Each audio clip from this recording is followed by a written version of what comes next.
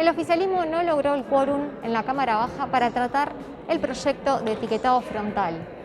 Solamente consiguió 122 bancas y no le alcanzó para llegar al quórum de las 129.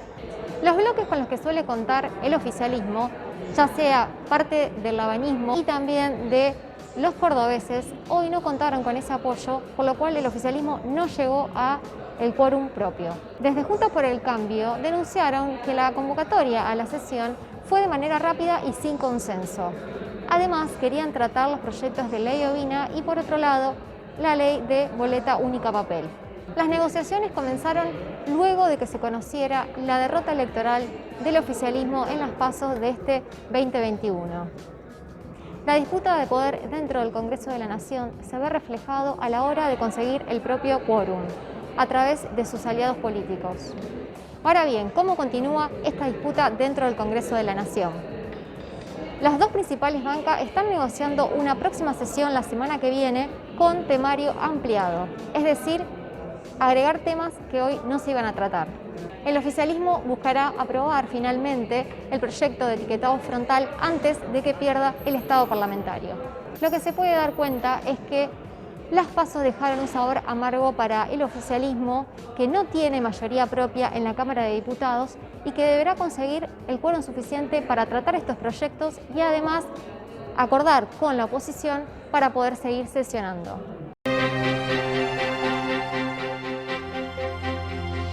Marcela Ternavasio es historiadora y es autora de este libro, que se llama Los juegos de la política. Después vamos a poner la imagen bien. Llamó mucho la atención en el peligro en que estuvieron las revoluciones latinoamericanas en esos 6 años de análisis que vos hacés, donde pareciera que podría haber vuelto la reconquista. ¿Hubo un peligro real de que esto ocurriera? Bueno, sí, y de hecho, la primera gran empresa de reconquista que se organiza en España y que arriba a América en 1815 y que estaba previsto que llegara a Montevideo y Buenos Aires, bueno, está el enigma de por qué cambia su rumbo, pero de hecho llega a Venezuela y Nueva Granada. Buenos Aires y Montevideo tuvieron la fortuna de que no llegara aquí, pero la primera parte del libro justamente despliega todas las hipótesis de cuáles fueron las especulaciones que generó esa certeza de que la expedición iba a llegar aquí. Y en efecto es un momento muy particular, ¿no? Es el de la primera restauración europea que vos marcás entre 1814 y 1820, en donde yo digo, bueno, las independencias quedaron literalmente en suspenso, porque bueno, estamos en el marco de una guerra en donde lo que todos ignoraban era cómo iba a terminar esa guerra, quiénes iban a triunfar y quiénes iban a perder. Y lo que ordena, digamos, un poco el libro es una pregunta inicial, es qué hubiese ocurrido si las fuerzas españolas se hubiesen unido bélicamente con las fuerzas portuguesas que desde 1808 estaban asentadas en Brasil, en Río de Janeiro, cuando los Braganza, ¿no?, escapan del avance napoleónico en Portugal. ¿Qué es lo que hacía peligrar más a las revoluciones de América Latina? Parece que en un momento son más, que genera más riesgo las internas propias que la amenaza exterior. La mayor amenaza era desde una lógica racional o desde una lógica que pretenda imponer una racionalidad respecto de las causas que estaban detrás de esta guerra, es decir, era un enfrentamiento entre quienes defendían la reinstauración del absolutismo frente a los sectores revolucionarios que propendían a la independencia. Entonces, bueno, en esta lógica del juego, estos dos equipos, los absolutistas o contrarrevolucionarios y los revolucionarios, la gran amenaza efectivamente era que la unidad de esas fuerzas contrarrevolucionarias arremetieran contra estos ejércitos que estaban muy desguarnecidos ante justamente, ¿no?, las fuerzas que podían embriar estas dos grandes potencias, apoyadas además por otras potencias de la Santa Alianza en ese momento, que estaban, digamos, no todas de acuerdo, pero sí algunas, como Rusia, en intervenir en la cuestión americana. Entonces yo diría, la mayor amenaza es aquello que no ocurrió. y es precisamente la de la no consumación de esas dos potencias contrarrevolucionarias que en el final del juego terminan sufriendo lo que tanto temían en América, es decir, sufriendo dos revoluciones en su propio terreno europeo, que son las dos revoluciones liberales de 1820 con la que se cierra el libro, ¿no? Ujú. Te pregunto por el rol que tuvo Artigas, que en un momento vos planteás que podía haberse unido a la expedición española. Y también después te voy a preguntar por el rol de San Martín. El primer escenario, el artiguismo.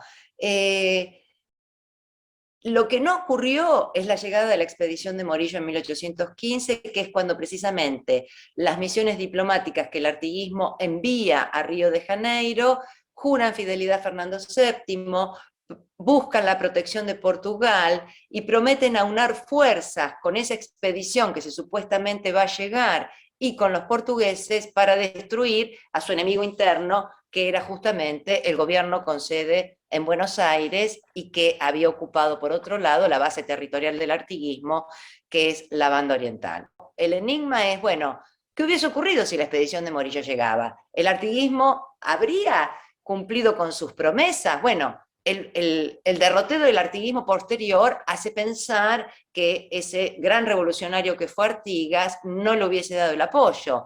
Ahora bien, digo que es un enigma porque sus misiones diplomáticas estarían indicando otra cosa en el marco de una guerra de recursos y del gran temor que implica la llegada, ¿no?, de una flota de ese calibre.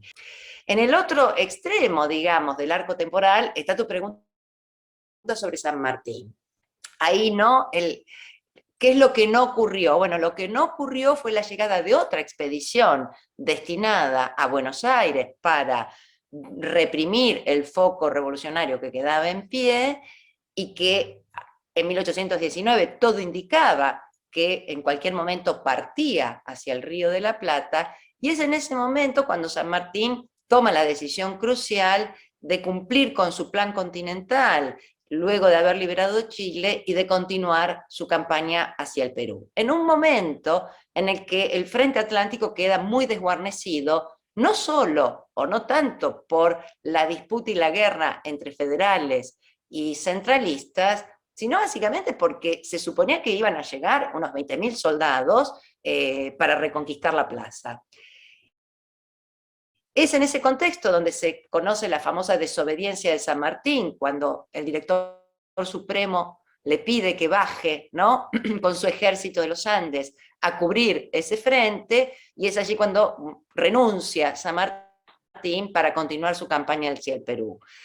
Esa campaña fue coronada por el éxito, y en gran parte fue coronada por el éxito, y por lo tanto se celebra en la memoria histórica la desobediencia de San Martín, pero la pregunta que me hago al final del libro es si esa desobediencia sería tan celebrada si esa expedición que debía partir de Cádiz no se hubiese abortado. ¿Por qué? Por la revolución liberal que hubo, a la que mencioné, en España por parte del ejército y que terminó clausurando esa expedición, tal como ocurrió con la de Morillo, que cambió su rumbo. Entonces, son contextos, digamos, en donde los desenlaces van a cambiar el rumbo de la historia, pero que dejan abiertas estas preguntas, ¿no? ¿Podés hacer un análisis o quizás traspolar un poco lo que hiciste en el libro a los juegos de la política actual?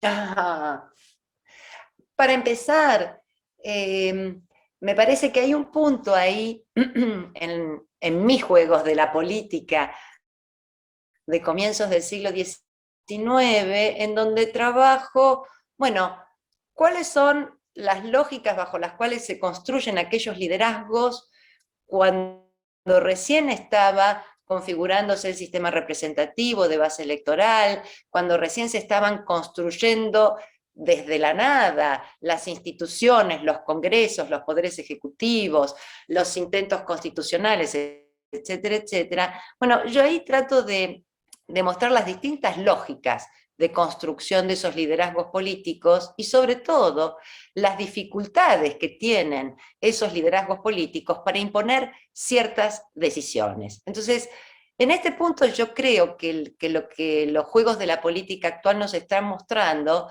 es otra vez una cierta una gran distancia entre los procesos de toma de decisiones de las cúpulas políticas y legítimamente electas respecto de una sociedad a la que vienen a representar y que en gran parte se sienten ajenas a esos juegos. Yo creo que el dilema actual está puesto y colocado allí, y no es demasiado distinto en este punto, a pesar de las grandes diferencias, de la ajenidad que muchos de los grupos sociales bajo los cuales estos líderes políticos hablaban en su nombre, podían sentirnos a las decisiones que estaban justamente tomando en esas cúpulas y que en este caso eran mucho más drásticas porque presuponían enviar a la gente.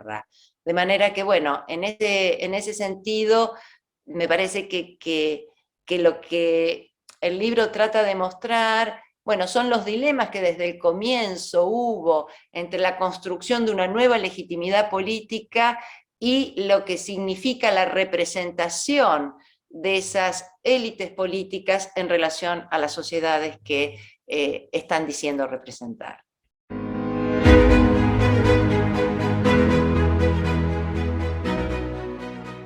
¿Siguen las malas noticias para Alberto Fernández? En este caso vienen de la mano de Elena Hayton de Nolasco, quien renunció a su cargo en la Corte Suprema, dejando un lugar libre que en este momento podría ser ocupado por Juntos por el Cambio o algún aliado de Juntos por el Cambio. Hayton de Nolasco fue elegida en el año 2004 por Néstor Kirchner para ocupar un cargo en la Corte Suprema. Y siempre tuvo una excelente relación con Alberto Fernández, con quien se llevaba muy bien. En este caso, al haber renunciado, deja un lugar libre en un momento muy difícil para el gobierno y con muchas causas pendientes que podrían ser importantes y necesarias que alguien aliado del gobierno votara en su favor. Un nuevo problema en puerta para el gobierno de Alberto Fernández, que no encuentra paz y no tiene una salida en este momento política para tantos dilemas y tantas complicaciones políticas y no políticas.